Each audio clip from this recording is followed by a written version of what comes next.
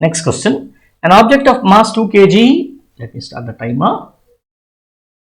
An object of mass 2 kg, mass is given to you on a rough surface. Rough surface means what? Friction is present. Which direction? This direction, because it's moving like this.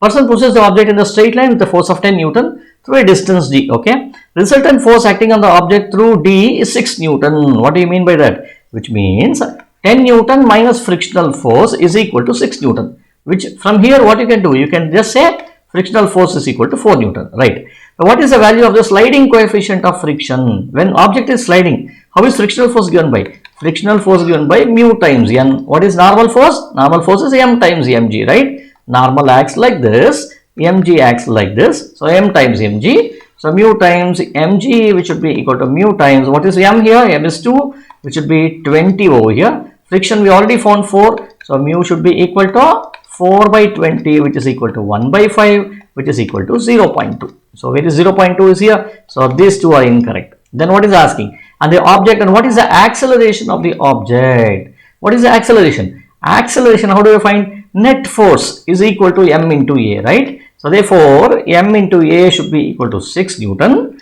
So a should be equal to 6 by m, which should be 6 divided by, what is m here? 2. So this should be equal to 3 meter per second square. Right, so answer is 0.2 and 0.3 over here. The answer is A. Okay, let us move on to the next.